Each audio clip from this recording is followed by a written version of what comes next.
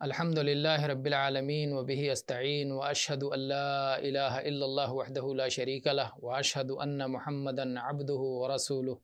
اما بعد۔ اللہ تعالیٰ کی طرف سے کسی بندے کو توفیق مل جانا یہ اللہ کا بہت بڑا فضل و کرم ہے، اور ہر بندہ اللہ کی توفیق کا محتاج ہے، دنیا میں بھی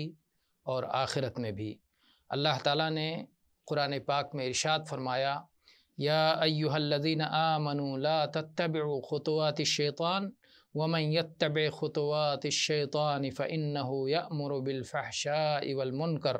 ولولا فضل اللہ علیکم ورحمتہ ما زکا منکم من احد ابدا ولکن اللہ یزکی من یشاء واللہ سمیع علیم۔ اے وہ لوگو جو ایمان لائے ہو، شیطان کے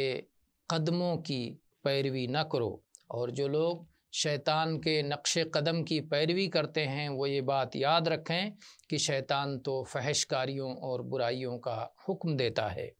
اور اگر تم پر اللہ کا فضل نہ ہو اور اللہ کی رحمت نہ ہو تو تم میں سے کوئی شخص کبھی بھی پاک صاف نہیں ہو سکتا، لیکن اللہ تعالیٰ جسے چاہتا ہے اسے پاکی نصیب فرماتا ہے، اور اللہ تعالیٰ سننے والا جاننے والا ہے۔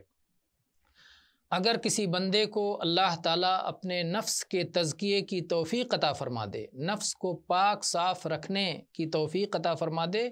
تو وہ شخص کامیاب و کامران ہو گیا،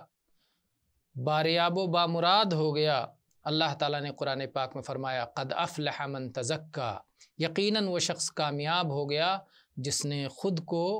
پاک صاف کر لیا، گناہوں سے، معصیت سے، نافرمانی سے پاک کر لیا، فرما بردار بن گیا، اطاعتشار بن گیا، تو کامیاب و بامراد ہو گیا۔ اور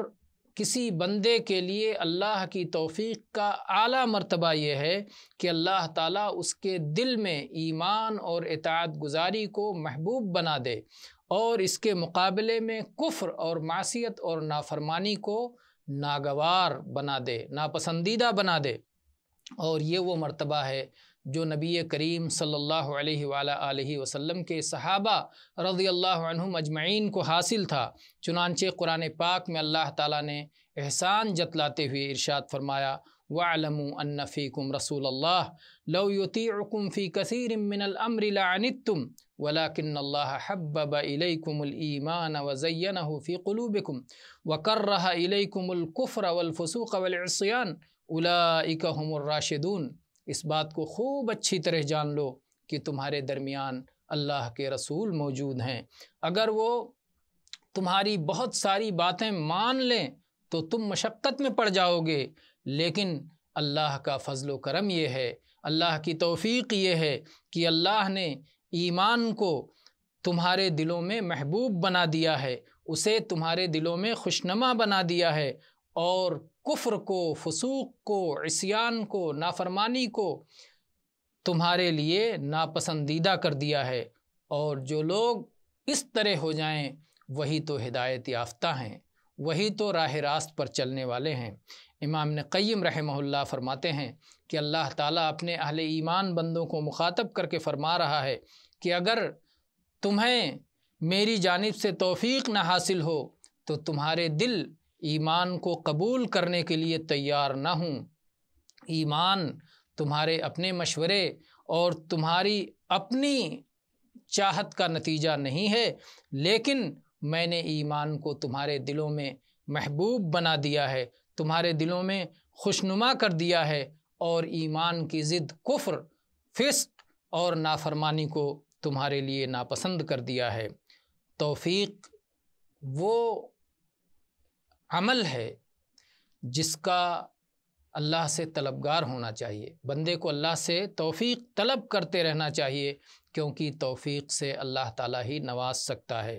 اور جو آدمی اللہ کو چھوڑ کر کسی اور سے توفیق اور کامیابی طلب کرے تو وہ بڑا بد نصیب اور محروم انسان ہے۔ اللہ تعالیٰ نے فرمایا، اِنَّكَ لَا تَهْدِي مَنْ أَحْبَبْتَ وَلَكِنَّ اللَّهَ يَهْدِي مَنْ يَشَاءُ۔ اے اللہ کے نبی صلی اللہ علیہ وسلم، آپ بھی جسے چاہیں اپنی مرضی سے ہدایت نہیں عطا کر سکتے، لیکن اللہ کی ذات وہ ہے کہ جسے چاہتا ہے ہدایت سے نوازتا ہے، ہدایت کی توفیق دیتا ہے۔ تو اس میں جس ہدایت کا ذکر کیا گیا ہے اس آیت میں، اللہ نے فرمایا وَلَٰكِنَّ اللَّهَ يَهْدِي مَن يَشَاءُ، علماء نے کہا ہے کہ اس سے مراد ہدایت توفیق ہے۔ اور شعیب علیہ السلام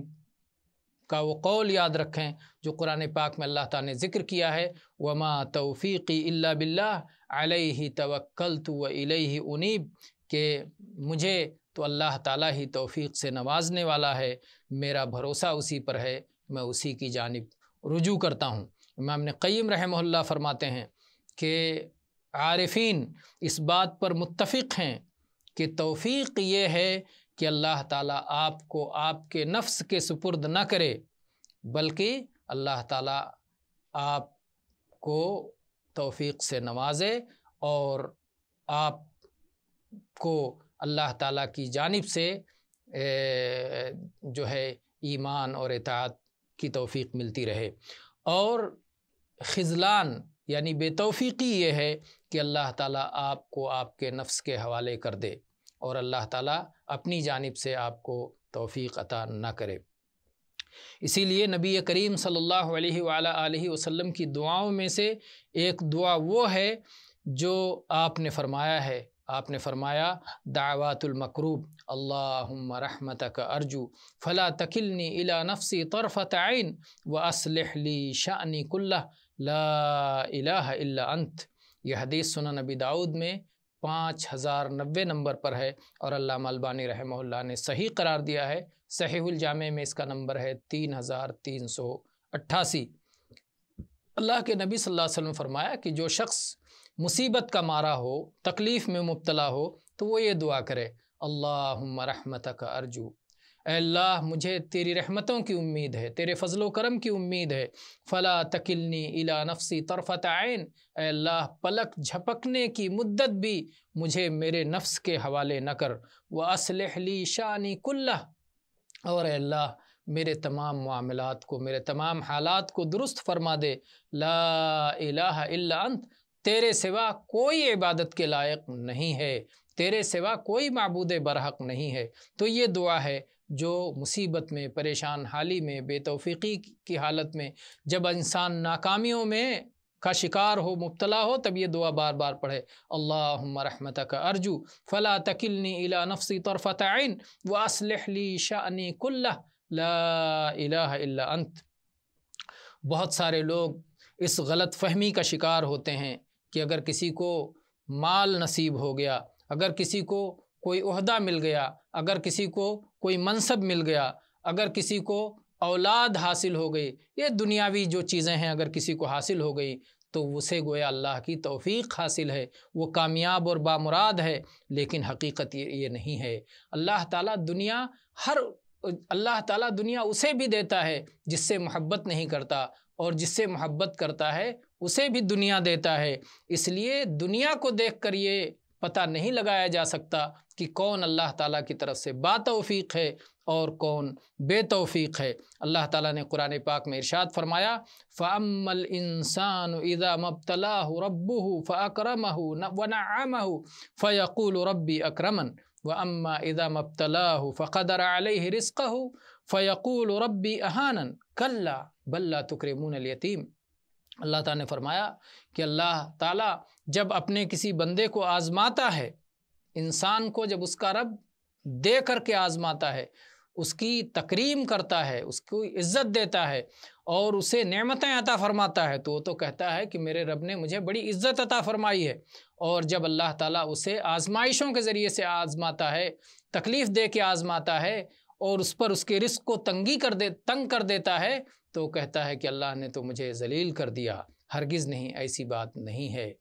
تو یہ دونوں آزمائش ہے، اللہ تعالیٰ دے کر کے بھی آزماتا ہے اور لے کے بھی آزماتا ہے۔ صحیح بات یہ ہے، حقیقت یہ ہے کہ اللہ تعالیٰ اگر کسی کو کوئی منصب عطا کرے، کوئی مقام عطا کرے، اور پھر اس منصب اور مقام کو وہ انسان اللہ کی مرضی کے مطابق استعمال کرے، اللہ کے دین کی نصرت کرے اور اپنے بھائیوں کو اور اللہ کے بندوں کو نفع پہنچائے، اسی طرح سے اگر اللہ تعالیٰ نے کسی کو مال سے نوازا ہے اور مال کو وہ حلال طریقے سے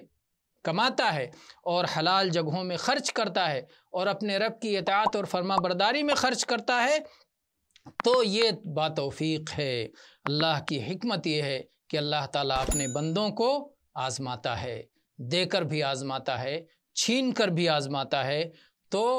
باتوفیق بندے وہ ہیں کہ جب اللہ کے انعامات سے نوازے جائیں تو اللہ کے شکر گزار رہیں، اور بے توفیق وہ ہیں کہ جب آزمائے جائیں، اللہ دے کر آزمائے تو دینے کی صورت میں جب اللہ کی نعمتیں انہیں حاصل ہوں تو وہ طغیان اور سرکشی میں مبتلا ہو جائیں، کفر میں مبتلا ہو جائیں،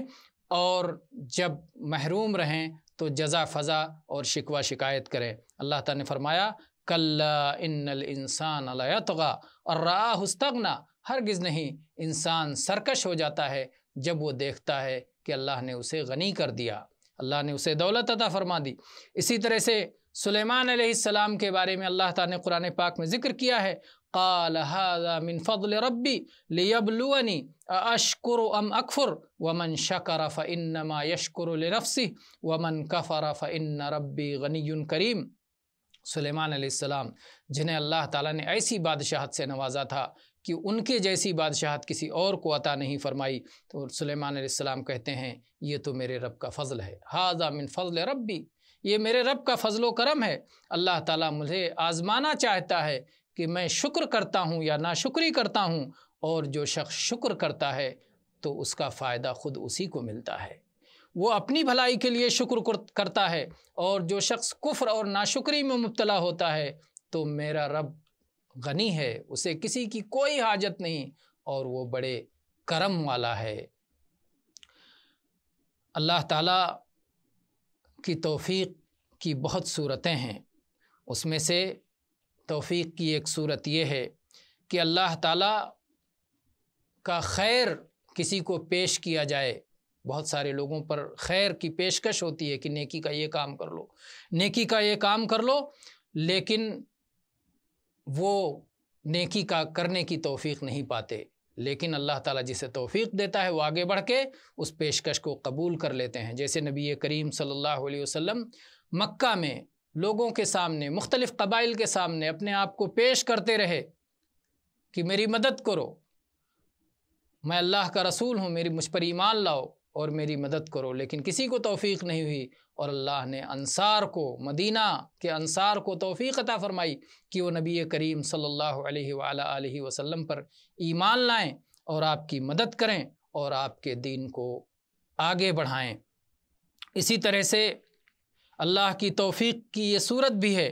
کہ اللہ تعالیٰ آخری وقت میں انسان کو توفیق عطا کر دے کہ وہ نیک عمل کرے اور اس کی وفات نیک عمل کرتے ہوئے ہو، نیکی کی حالت میں ہو، اللہ تعالیٰ اس کے اعمال کا خاتمہ خیر پہ فرمائے، تو یہ بھی اللہ کی توفیق ہے۔ اس سلسلے میں صحیح بخاری کی وہ حدیث یاد کیجئے کہ نبی کریم صلی اللہ علیہ وسلم کی خدمت ایک یہودی بچہ کیا کرتا تھا، وہ بیمار ہوا، نبی کریم صلی اللہ علیہ وسلم اس کی عیادت کو پہنچے اور اس کے سرہانے بیٹھ گئے، اور اس سے آپ نے کہا اسلم، اسلام قبول کر لو۔ اس نے اپنے والد کو دیکھا جو کہ اس پاس میں بیٹھے ہوئے تھے، اس کے والد نے کہا محمد صلی اللہ علیہ وسلم کی بات مان لو، چنانچہ وہ بچہ مسلمان ہو گیا۔ اشہد اللہ الہ الا اللہ و اشہد ان محمد رسول اللہ کا اقرار کر لیا، اس نے گواہی دے دی کہ اللہ کے سوا کوئی لائق عبادت نہیں، اور محمد الرسول اللہ صلی اللہ علیہ وسلم اللہ کے رسول ہیں، اللہ کے نبی صلی اللہ علیہ وسلم یہ دیکھ کر بہت خوش ہوئے، اور آپ جب اس کے گھر سے نکلے تو آپ نے فرمایا الحمدللہ الذی انقذہ بی من النار، ہر قسم کی حمد و ثنا اس اللہ کے لیے جس نے میرے ذریعے اس بچے کو جہنم سے آزاد فرما دیا، جہنم سے نکال دیا۔ اور ایک روایت میں الفاظ ہیں کہ آپ نے کہا کہ اس بچے کا جنازہ پڑھو۔ یہ صحیح بخاری میں آپ حدیث دیکھ سکتے ہیں 1356 نمبر پر۔ اسی طرح سے اللہ تعالیٰ کی جانب سے توفیق کی ایک صورت یہ بھی ہے کہ آدمی تھوڑا سا عمل کرے لیکن اللہ تعالیٰ بہت سارے اجر و ثواب سے اسے نواز دے۔ چنانچہ اس سلسلے میں برا ابن عازب رضی اللہ عنہ کی حدیث ہے، کہتے ہیں کہ ایک شخص نبی کریم صلی اللہ علیہ وسلم کے پاس لوہے کی ٹوپی پہنے ہوئے آیا، خود ہیلمٹ پہنے ہوئے آیا، اور اس نے کہا کہ اللہ کے رسول صلی اللہ علیہ وسلم میں پہلے جنگ کروں یا پہلے اسلام قبول کروں؟ تو اللہ کے نبی صلی اللہ علیہ وسلم نے فرمایا نہیں، پہلے اسلام قبول کرو، پھر جنگ کرنا، جنگ کا موقع تھا، دونوں طرف جو ہے فوجیں لگی ہوئی تھی، تو اللہ کے نبی صلی اللہ علیہ وسلم نے فرمایا نہیں، پہلے ایمان قبول کرو، اس کے بعد جنگ میں شرکت کرو۔ چنانچہ اس شخص نے اسلام قبول کیا اور جنگ میں شرکت کی، اور وہ شہادت کا مرتبہ اسے حاصل ہوا، قتل کر دیا گیا۔ تو اللہ کے رسول صلی اللہ علیہ وسلم فرمایا عامل قلیلا و اجر کثیرا، عمل تو بہت کم کرنے کا موقع ملا، لیکن اللہ نے اجر و ثواب بہت زیادہ عطا فرمایا۔ یہ حدیث صحیح بخاری میں 2808 نمبر پر ہے۔ تو بہرحال جو شخص اللہ سے ڈرنے والا ہو، متقی ہو، پرہیزگار ہو، جس کے دل میں اخلاص ہو، اور اللہ تعالیٰ اس کی سچی نیت کو جانتا ہے، اور وہ بار بار اللہ سے دعائیں مانگتا رہتا ہے، دعا کرتا رہتا ہے، تو یہ سارے وہ اسباب ہیں جن کی بنیاد پر اللہ کی توفیق اسے حاصل ہوگی۔ اللہ تعالیٰ سے ہی مدد کی طلب ہے، اور اللہ کے بغیر کوئی طاقت اور حرکت انسان میں نہیں ہے۔ اللہ تو ہم سب کو توفیق سے نواز، آمین۔ وآخر دعوانا ان الحمد للہ رب العالمین، وصلی اللہ علی نبینا وسلم۔